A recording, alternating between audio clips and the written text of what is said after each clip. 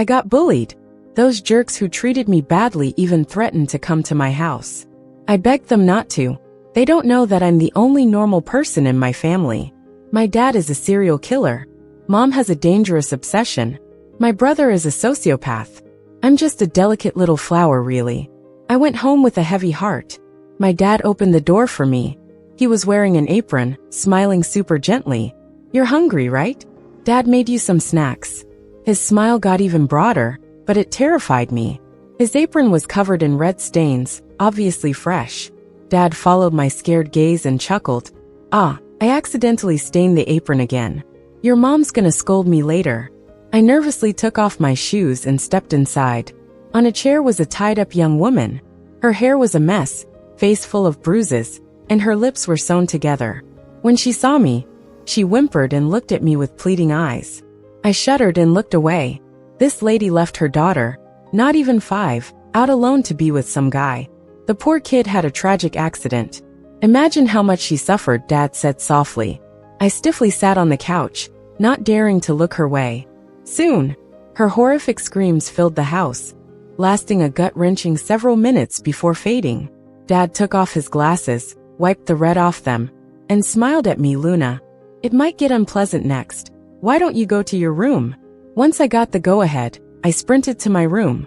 I could still hear Dad's long sigh behind me. He murmured, "Why is this kid nothing like us?"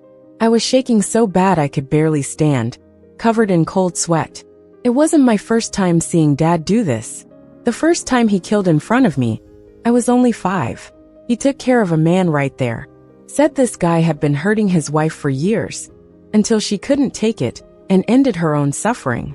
The man never faced justice, so Dad delivered it. I took a deep breath, struggling to calm my nerves. But what really has me on edge is tomorrow night. That group who bullies me every day is coming over. Just thinking about their faces makes my stomach hurt. I've pleaded with them so many times not to come. Yet, after slapping me a few times, they laughed and said they wanted to see what kind of family raised someone like me. They have no idea that no one who visits my house ever leaves alive. There was a knock on the door. I opened it to find my mom. She has a gentle, pretty face, but only I know how terrifying she is. Mom stared at me with a smile. "Take off your clothes." "Mom," I pleaded, looking at her almost desperately. Yet I still tremblingly took off my clothes. "Who did this?" Her smile grew, but I knew she was furious. When she gets mad, she does awful things. When I was 5, a boy in preschool pulled out some of my hair. The next day he disappeared. The news said he accidentally fell from a building, but I knew the candy in his hand was one Mom often bought for me. In elementary school, my teacher thought we were poor. She mocked me often. Even though I did chores with my desk mate, she always made the hardest work mine. When I fell holding a heavy bucket, she just laughed. I didn't dare tell my family. I hated that teacher, but I didn't want my family doing something bad. But Mom figured it out anyway. Soon, I saw the news of the teacher's death. She was attacked by thugs on her way home. When I saw the thugs' faces, I froze. I had seen Mom laughing with them near our place before. Mom's cold fingers touched my bruises, snapping me back. I shivered in fear. Mom sighed softly. "Sometimes I really wonder, are you really my child?" I stared silently at her face, because I knew I wasn't their biological kid. Ever since I was little, I was soft-hearted, cried easily. Once, my cat ran out when I opened the door. By the time I found it, it was so weak. I cried so hard. My brother, tired of my tears, said, "You don't want it to suffer, right?" I nodded tearfully. Then he swiftly ended the cat's misery. But I clearly remembered him smiling a little as he did it. Later, Dad looked at the surveillance and saw 2 boys from the neighborhood tortured the cat. We went to those boys' parents. They brushed it off, saying, "Just a stray cat. We'll pay." Calling the cops. "Our kids are just 14. Plus, it ran out, scaring our kids. I might ask you for damages." One boy peeked from behind his mom, smiling wickedly. "That cat scratched us first. You hear that? I should be asking for money. Who knows if your wild cat had rabies?" The woman scoffed. I was so mad I started crying. I saw on the surveillance footage that they stepped on Mimi's tail on purpose. That's why Mimi scratched them. The boy said, not even a bit guilty, who said I did it on purpose. It was an accident. This scratchy cat should be put down. I was so angry I wanted to argue, but the boy's mom pushed me to the ground. My brother helped me up and said, nonchalantly, he's right. You deal with beasts that scratch by putting them down. His voice carried a chilling coldness. My parents didn't say a word, just smiled at the woman and her kid. The woman seemed to have never met parents like mine, who didn't argue back, and didn't even change their expression. She looked a bit guilty as she hurried us away. A few nights later, I woke up from crying, and went to the kitchen for some water. The front door opened. I saw my brother walk in. His face was unclear in the darkness. I smelled a faint scent of blood. There was a stark red stain on his jacket. Brother, what did you do? I asked, trembling, even though I already had a horrible suspicion. He grinned. Just took care of some scratchy beasts. The next day, there were a lot of cops around our neighborhood. Turns out those two boys were cut open the night before, their guts spilled all over. That's my family for you.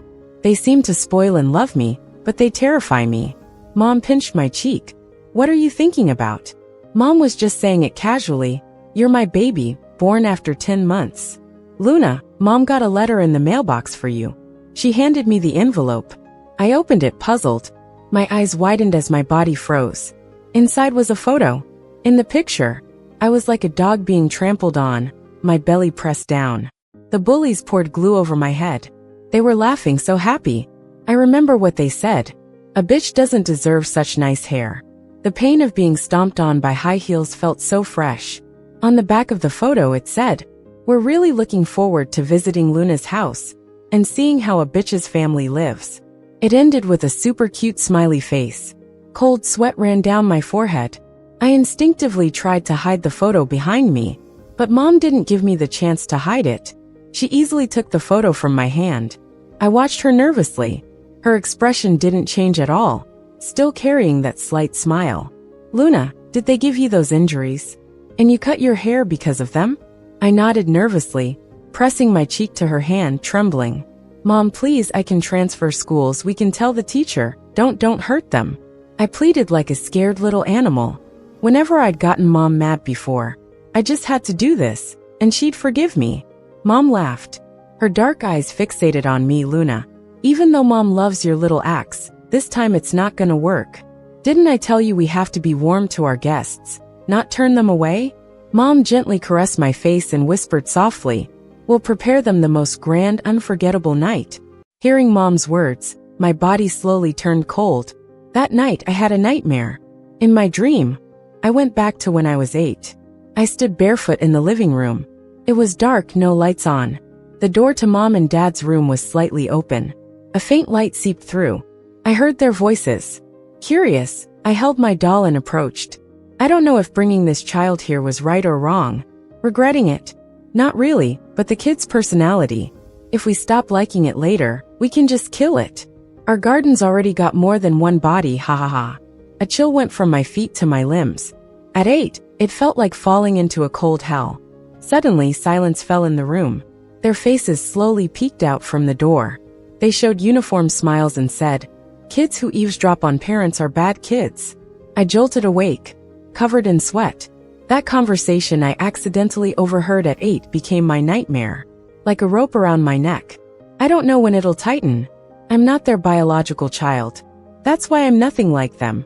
If they ever get unhappy, they'd kill me, just like those people Dad killed, slit my throat, watch my blood spill, wait for death and despair. Suddenly, from the corner of my eye, I saw the door was slightly open. I was shocked. I was sure I locked it before sleeping. A figure stood quietly in the dark. I recognized the shape of the high-end polished leather shoes. Brother, I said, trembling. He came out of the dark. He's usually busy with work, rarely home. I hadn't seen him for nearly 3 months. He looked down at me, his handsome face unreadable. You're back, brother, I forced a smile. More than my parents, my brother scares me the most. Because every night when he was home, no matter how many times I locked my door, I'd wake from nightmares to find him sitting expressionless by my bed. Watching me intently, he reached out and touched my ear. His fingers were cold. I shivered, suppressing discomfort. But I didn't show any resistance.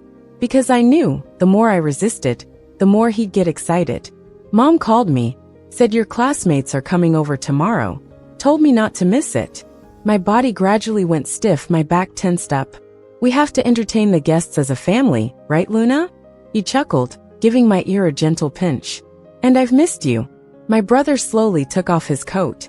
He sat by my bed, staring at me like a greedy snake. Why can't Luna hug her brother like she does her teddy bear? His eyes were dark as night, and his voice was deep and raspy. It was a nice voice with that unique hoarse quality, but I just felt chill after chill across my entire body. Bro, I want to sleep. Can you leave? I muttered with a pale face. He stared at me for a long time. Finally, he gave me a soft kiss on the forehead. Good night, Luna. He got up and left the room. I clutched my blanket tightly, pulling it over my head, curling up inside. I knew. He didn't leave. He just pretended to. 'Cause that sticky, icy gaze didn't go away. When I woke up again, it was already morning. I had somehow drifted to sleep while feeling hazy last night. I went to the bathroom, quickly freshening up. The face in the mirror was too soft, too pale. I took a deep breath, telling myself, no matter what, you've got to stop them from coming over today. In the corner of the living room, there were more black trash bags bulging. I could even smell the faint metallic scent coming from them. My stomach churned with nausea. No need to guess what was inside those bags. But what puzzled me was that the number of bags seemed off. There were a lot fewer than before. Luna, come have breakfast, dear. Dad made lean meat porridge just for you. Dad, smiling brightly, wore an apron. On the table was a pot full of steaming porridge. The air was thick with the smell of meat. My brother, wearing a suit, sat at the table, gracefully scooping porridge into his bowl. I sat there, pale, staring at the startlingly bright chunks of red meat floating in the porridge. Could it be?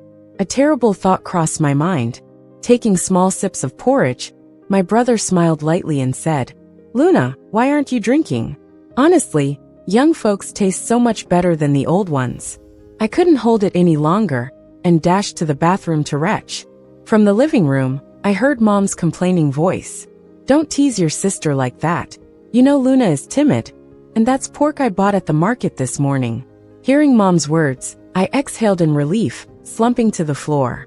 I turned my head, only to meet my brother's amused eyes. I forgot. He loves seeing me like this. I turned down the driver's offer to drive me, absent-mindedly taking the bus to school. As soon as I walked into the classroom, a few sets of eyes I feared locked onto me immediately, like beasts eyeing their prey. Uneasy, I walked to my desk and sat down. The minute I sat, something felt off. Laughter snickered from behind. I tried to stand up, but my skirt was glued tight to the chair. Suddenly, the sound of tearing fabric ripped through the air. All eyes turned my way. My skirt was torn. Nobody laughed out loud, but in their eyes was blatant mockery. Instantly, my face drained of color. Oh no, who put glue on Luna's chair? Making our Luna embarrassed? Here, take my jacket. Ruby sidled up next to me, gently placing a jacket over my lap. Startled, I flinched a bit. Larry, get Luna a new chair. The stout guy with the buzz cut gave a hearty acknowledgement, swiftly swapping out the chair for me. But I caught a quick flash of malice in his eyes. All right, Luna, class is about to start. Sit down quickly. Ignoring my protests, Ruby pressed me back down into the chair. The next moment, a stinging pain shot from the base of my thigh. I let out a short gasp, sweat instantly dotting my forehead. Ruby leaned close, whispering softly for only me to hear. Did you know, Luna? Back in the day, female dogs would get drowned, but I think that's too harsh for you. Instead, I stuck thumbtacks on the clothes. Be thankful. The pain had taken my voice, leaving me with only sharp intakes of breath. The bell for class rang. Ruby returned to her seat. I could feel blood seeping from my skin. Sticky warm. The teacher walked in. When I lifted my head, our eyes met. She saw my pain-stricken, almost bloodless face. She quickly looked away, casually flipping her textbook. It's not like I hadn't tried going to the teacher before. I told her about it. She said she'd help me. That day, she even said we'd talk seriously after class. The teacher seemed sincere, but maybe I was too desperate to notice her slightly trembling hand and unnatural eyes. She took me to a quiet room, said we'd talk it over there. But as soon as I entered, There was Ruby and her gang, their smiles beaming. That day it hurt, but I got used to it. In that blur, I began to mock myself. I knew Ruby's dad was a high-ranking official who donated heavily to the school. No one dared to cross her.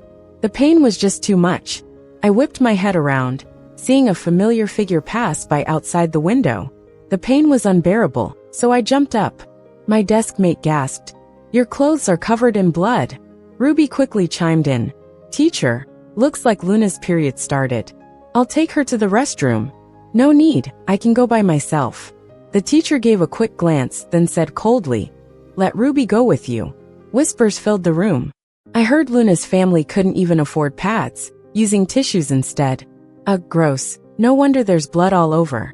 I opened my mouth to explain, but eventually just looked down, not saying a word. Ruby's long acrylic nails dug painfully into my arm, hurting. She laughed as she led me away from the classroom, and then dropped the smile, shoving me hard to the ground. I hit the ground hard. Ruby looked down at me without any expression. I looked up at her too. When did it come to this? A storm of thoughts raced through my mind. When I first transferred here, no one bullied me. People were pretty nice. It's a fancy private school. Maybe it's because I take the bus to school every day. Or maybe I just don't fit in. Or it could be because the guy Ruby's crushing on stopped me after school one day, blushing, telling me he likes me. But I was just trying to do them a favor. All those people who wanted to be friends or confess to me, they suddenly disappeared one day. Because my brother held me tightly, whispering like a lover. "I'm sorry, I'm just too jealous. Why do they get Luna's affection? Luna never really smiles at me like that." Suddenly, I felt a sharp pain in my fingers. Ruby stepped on my fingertips with her Chanel flats. "Luna, I'm really looking forward to visiting your house tonight. You better treat us well, and make sure we have fun." Ruby's pretty face exuded an innocent kind of cruelty. I stared at her for a while, finally managing to numbingly squeeze out one word, "Okay." Ruby was taken aback. She probably didn't expect me to agree. But soon, an even nastier smile appeared on her face. "Can't wait." "Yeah, I can't wait either." After school, Ruby and the others surrounded me, worried I might run away. Outside the school gate, a white Maybach was parked. A tall man leaned against the car door.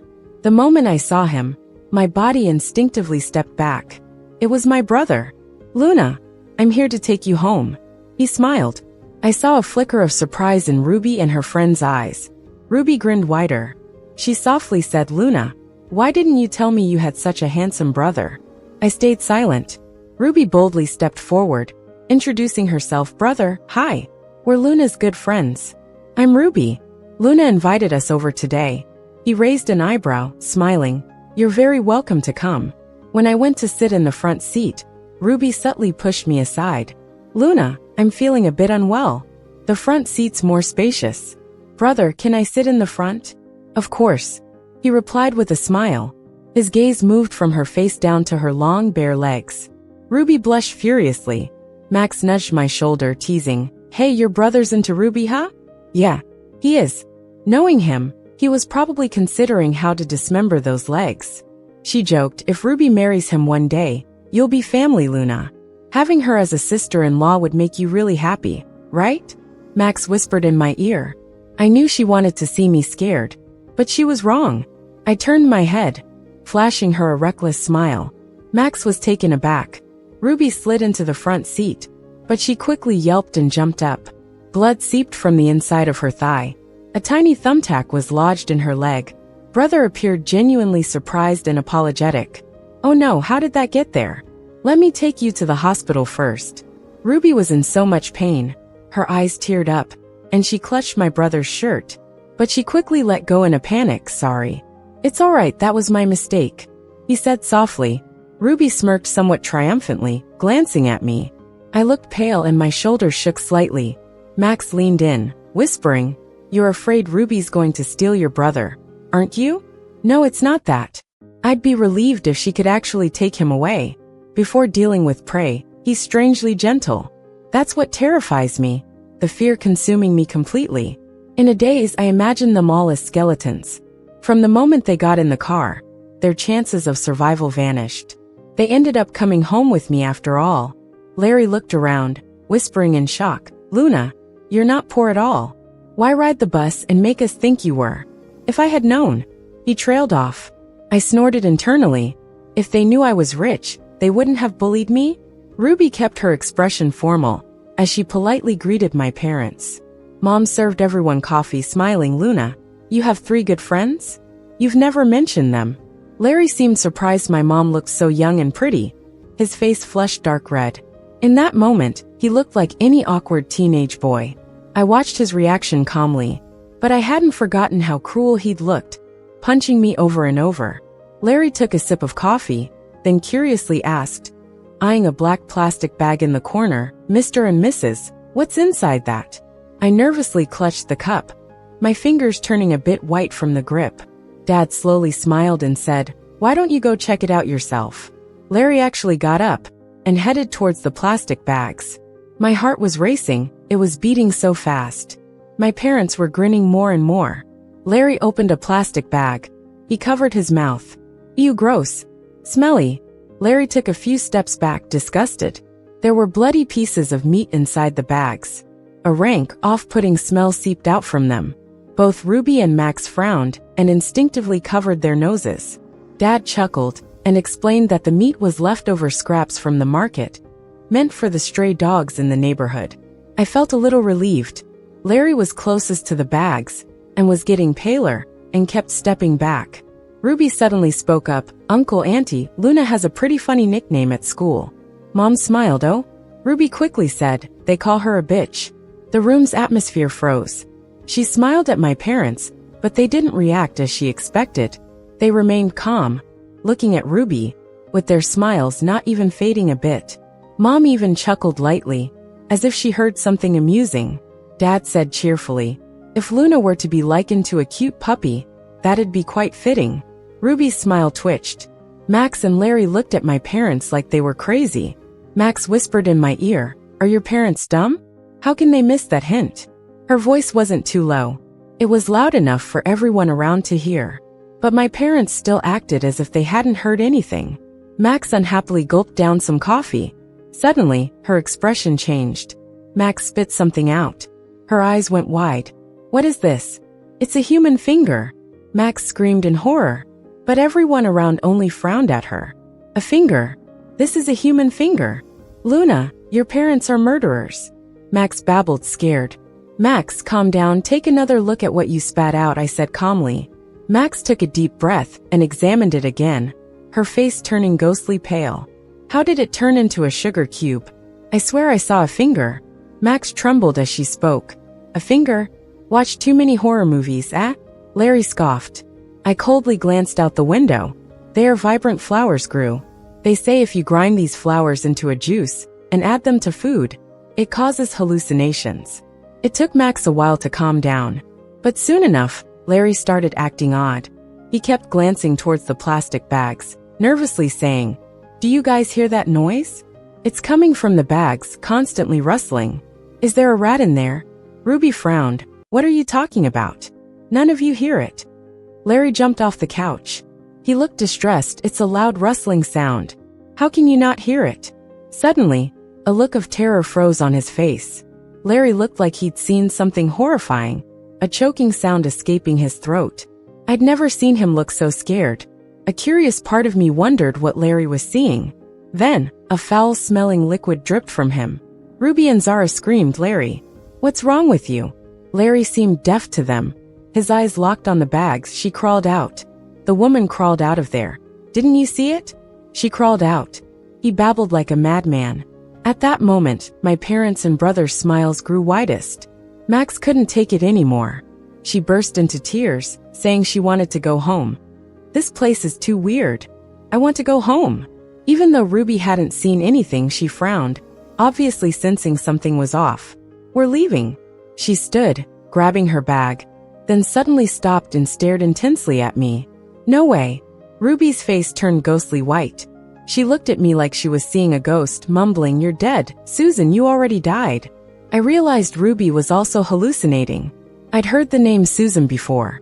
Before I transferred, Susan was the one Ruby and her friends bullied. Rumor was, she couldn't take it and jumped off the school's roof.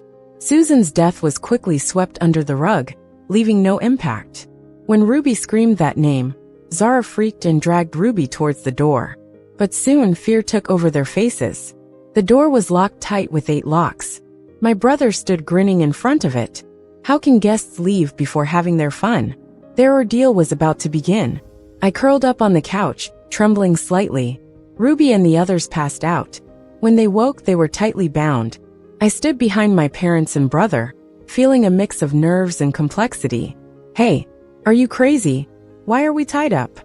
Larry, upon regaining his senses, began to struggle. But he quickly realized these thin ropes were tightly secured. The more he struggled, the tighter they got. Zara cried out, "What are you doing? Why are you tying us up?" Even though Ruby looked pale, she was the calmest among them. "I suggest you let us go, otherwise my dad won't spare you," Ruby said coldly. My brother tilted his head slightly. Walking up to Ruby, he squatted down. Ruby's chest rose and fell with fear. I could see undisguised terror on her face. "Dad?" My brother laughed deeply. "Is this Dad the one you're talking about?" He pulled out a phone. In the phone, there's a surveillance video. A naked man is hanging upside down, tied up by his hands and feet. He's struggling, making terrified whimpering sounds. "Are you saying this greasy pig of a man is your dad?" Ruby's calm demeanor finally breaks. She shouts angrily, "Let my dad go. You psycho. I heard your dad used to be a butcher before he became an official. The pork he butchered tasted better than anyone else's." "Ruby, do you know how he killed them?" Ruby's face turns pale. While others would end it quickly with a single cut, your dad didn't like doing it that way. He enjoyed tormenting the pigs, slicing off their limbs while they were still conscious, peeling off their skin slowly. He believed the meat was tastiest when the pig died in extreme pain. Ruby is breathing heavily, her chest heaving. She's trembling. "What do you want?" Ruby says, gritting her teeth, trying to hold back her fear. "Ruby, I'm going to give you a chance to live. All right?" My brother's voice is as gentle as can be. "Only one of you, your dad or you, can survive. I'm giving you the choice." Max cries out, "You plan to kill us? Murder is illegal. You could get the death penalty." Larry also shouts desperately to let him go. Mom strokes my head fondly. "Scared, huh? Poor thing. But we can't let you go. You bullied my Luna. She must have been just as scared." Max cries, "I'm sorry, Luna. Let me go. I'll pretend nothing happened. I won't bully you anymore.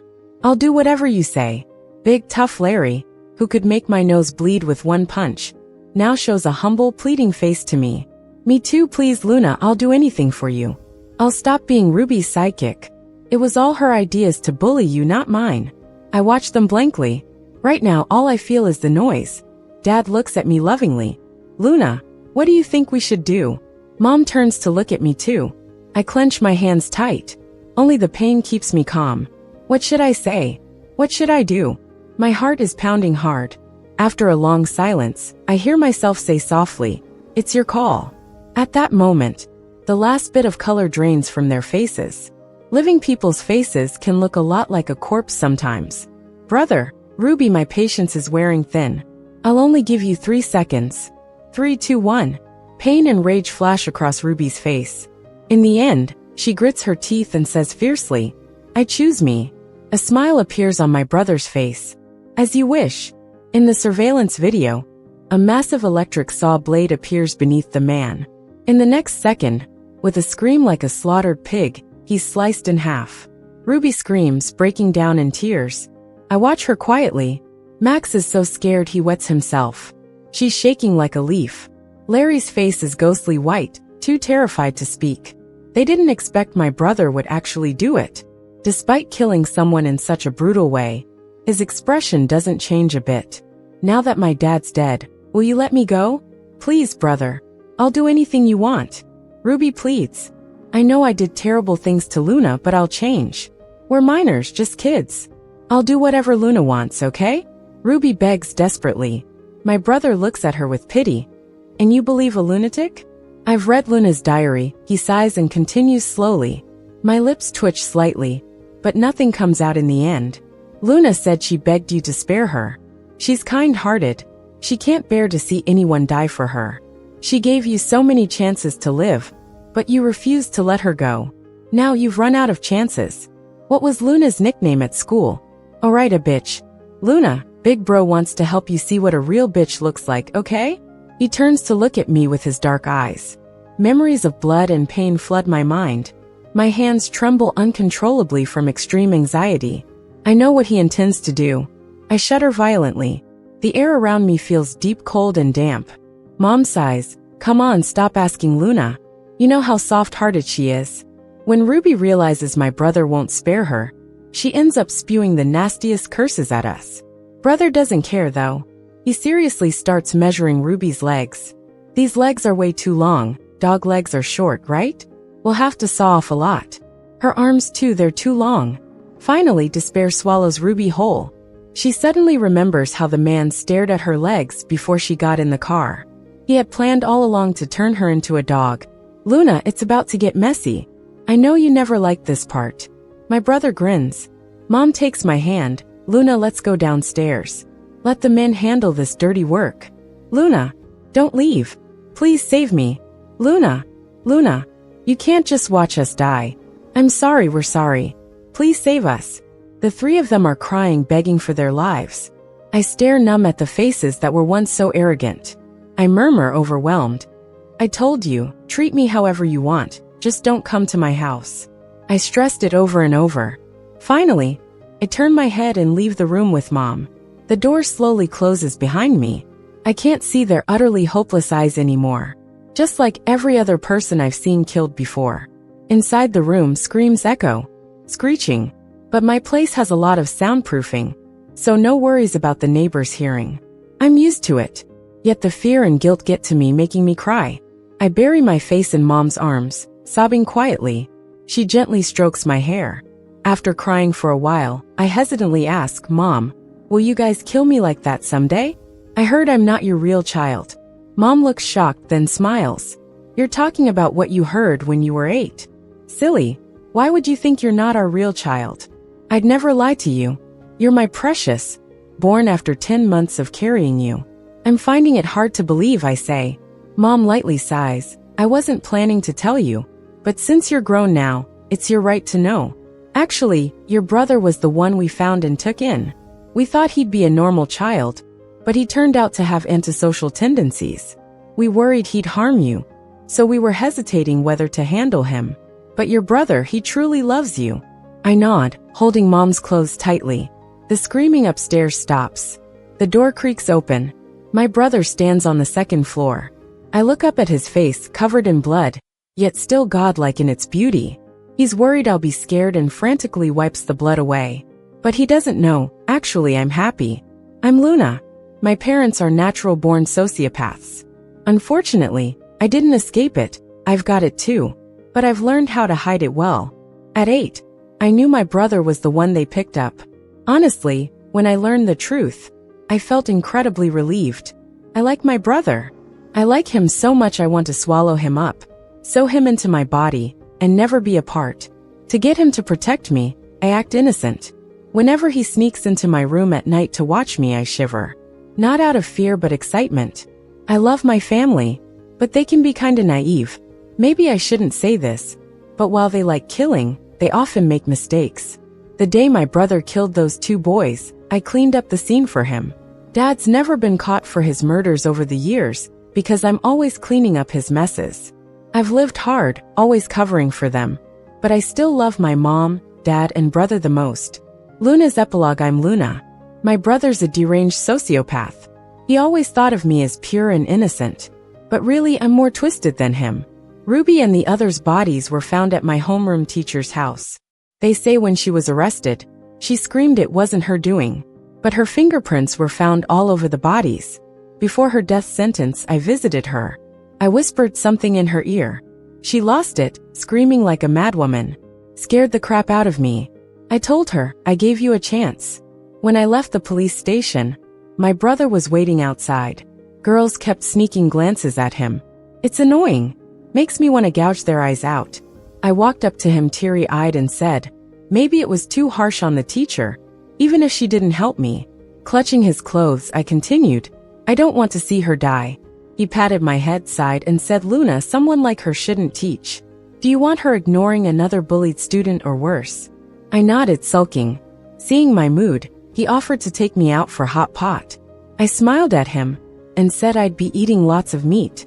It's worth celebrating. Without Ruby and the others around, I got into the best college in the state. The night before college, my brother stood by my bed watching me. His gaze felt like snakes, cold and sticky. I couldn't stop shivering, but not out of fear, because I was excited. The bed dipped slightly. I felt him sit beside me, his fingers gliding over my neck. Instinctively, I flinched. Luna, are you thinking of running away from me? My brother whispered hoarsely, sounding as if he was holding back something. I want to keep you by my side always. His hands tightened around my neck. As I started to suffocate, my face turned red. I couldn't breathe, but I was elated because my brother must feel the same, wanting me by his side forever. Brother. A little more, just a bit tighter, and my neck would snap. But I couldn't resist opening my eyes in the end. His hands quickly released me, a rare flash of panic crossing his face. I whimpered, asking, "Were you trying to kill me?" He leaned in, whispering sorry over and over. I chose to live in a dorm because I knew it would drive him mad with jealousy. My parents dropped me off on the first day. Dad looked at me reluctantly. When he killed, he'd always be smiling. But now, this scary man had red eyes from crying because his daughter left home. Luna, can we please not live on campus? If it's about the distance, I'll buy a villa near your school, my tall dad pleaded helplessly. My mom smiled at me and said, Luna, can you stay at home? Otherwise, I'm afraid I won't be able to control myself. I took a hesitant step back, looking at them helplessly and begged, I really want to live on campus. I want to experience a normal college life. Mom's smile faded. She looked at me expressionlessly for a long time and finally sighed. But if anyone bullies you, you know your dad and I will handle it like before, right? I nodded nervously and said with courage, I've already added my roommates on message. They all seem really nice. Dad and Mom eventually agreed to let me live on campus. Dad was crying as Mom pulled him away. He mumbled tearily, not seeing our daughter every day. How can you be okay with this? For once, Mom looked serious and said, you don't know.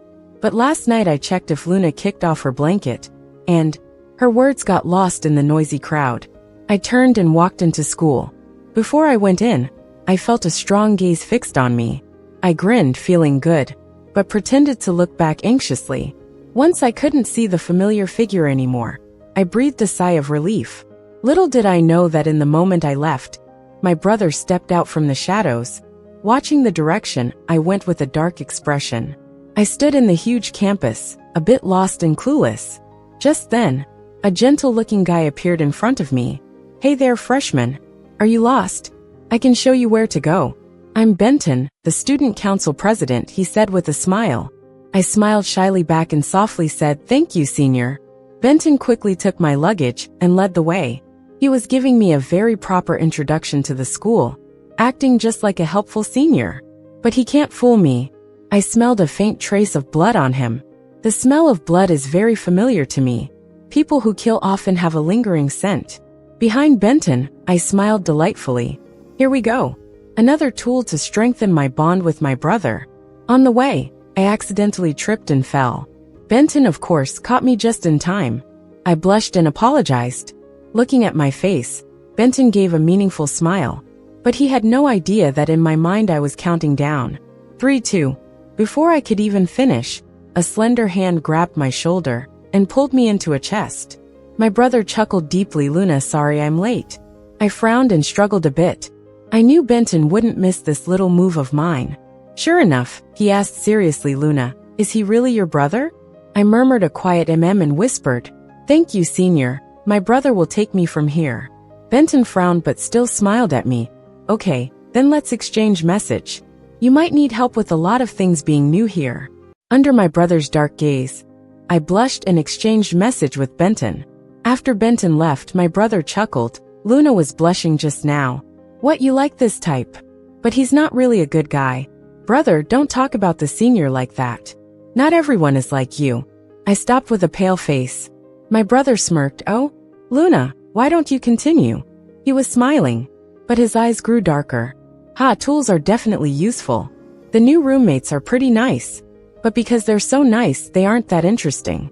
I lay on my bed eating chips, casually chatting with Benton. I must say, he's really good at charming girls. The conversation was just right, never overstepping. Much better than those guys who immediately start with, "Hey, wanna send a selfie?" But that can't change the fact that he's a scumbag and my tool. I quickly hacked his phone. I saw he was chatting with 8 other girls while messaging me. Such impressive time management and speed. I must be his new target because he pinned me. The note read, 168, naive, clueless, pure. Soon, I found a chat group of 500 people in his message. The group title was Conquer Those Bitches. All the members were male. Benton posted something in the group today. He had secretly taken photos of me and posted them. Oh, look at that fair, fresh face. I'd really love to peel it off. An innocent girl. Ah, my favorite type to torment. I've killed quite a few like her. Why do all women who abandon me look like that? Bro, go for her, your methods are so much better. You often don't even need to do it yourself. Girls end up taking their lives for you. Like those who slit their wrists or jumped off a building. Benton, thanks guys. So how do you all want me to torture this new prey? Chop off her feet? Peel off her face? That's boring. How about we cook her alive? Throw her in a big oven, ha ha ha. The group chat was gruesome and cruel. It was as if they weren't talking about a person, but livestock ready for slaughter. I've been talking to Benton for days. During this time, I've been hanging up on my brother's calls and rejecting his video chats. I know he won't be able to hold it in much longer. So, I saw on Benton's phone that he decided today would be the day to kill me. He planned to strangle me until I was barely breathing, and then pour boiling water over me. The boiling water would scald my skin, and he would scrape off my flesh layer by layer. His method of killing me got a lot of thumbs up from the guys in the group. Soon after, Benton sent me a message on Message. Luna, would you like to see a movie with me today? He asked. Of course I said yes. I was in a good mood and humming a tune when I texted my brother, whom I hadn't talked to in ages. Bro, Benton and I are going to the movies today. Please, I'm begging you. He's really important to me, so please don't do anything to him. I expressed all the concern of a girl in love, for her heart throbbed perfectly. My brother didn't reply, but I knew he was losing it with jealousy. Benton and I went to see the movie. Afterwards, there was a strange glint in his eyes. He looked at me and said, Luna, I want to take you somewhere. It's beautiful, and I think you'll like it. I shyly nodded, but as we walked further, something felt off. Why is it getting darker, Benton? I said, feeling anxious. He tried to reassure me, Luna, we're almost there. Don't worry, I'm here with you. Finally, Benton brings me to the place, an abandoned, rundown factory. It's dark and empty. I look at him puzzled. Benton just smiles. He takes a long breath and lets it out. Luna, do you know what the sweetest meat in the world is? It's a woman's. You pour boiling water over her and let her skin and flesh blister. Then carve it out slowly with a knife. Benton licked his lips. Why are you telling me this? I realized something wasn't right and tried to run away in terror. But Benton grabs my hand tightly. In his other hand, he holds a rope. Luna, it's time for some fun. No, I thought calmly to myself, it's time for your final curtain call. Benton was tied up and gagged with his own shoe, staring at us with terrified eyes and making muffled sounds. See, Luna? He wasn't a good guy, my brother calmly stated. Why, Benton? I really liked you. Tears streamed down my face. As expected, the word like made the air around my brother chill even more. He turned to me with a smile, his slender fingers lifting my chin. Do you really like this guy, Luna? I nodded quickly and then shook my head, tearfully saying, there must be some mistake. Benton isn't like this. Benton nodded frantically, making a muffled scene. So annoying. My brother's anger was at its peak. He smiled sweetly and walked toward Benton. Why don't we use the method you wanted to kill Luna? How about that? Terror etched deep onto Benton's twisted face. Before killing Benton, my brother wrapped a ribbon around my eyes. Luna, you won't want to see what comes next. Darkness surrounded me. I heard my brother let out a soft sigh. After that, I felt warmth on my eyelids. A gentle kiss through the ribbon landed there. Benton's screams lasted a very long time. When I could finally see again, he was a mangled mess of flesh. My brother took a video with Benton's phone and sent it to the 500-member chat group. The chat went dead silent. Within a minute, the admin dissolved the group. But it doesn't matter, we'll hunt them down one by one. My brother will show them what real pain is. He walked toward me covered in blood. "Luna, are you scared of how I look?" he asked. I nervously nodded but still reached out, trembling, to wipe the blood off his face. Suddenly he hugged me tightly, so firmly, it was like he wanted to crush me into his arms. Brother's epilogue. I have a sister named Luna. She's not my biological sister. But from the first moment I saw her, I was smitten. Whenever she saw me kill, she'd have a look of horror on her face. But she's odd. I'd leave clues on purpose, and she'd clean up after me while complaining. I finally figured it out. She likes to put on a show. My adorable Luna loves to act like a pitiful damsel. She likes me but often does things on purpose that drive me up the wall. Luna thinks I'm clueless, but I know everything. Not just me, even Mom and Dad know about her quirks. But we all spoil her. We can't help it, so we just go along with her little act.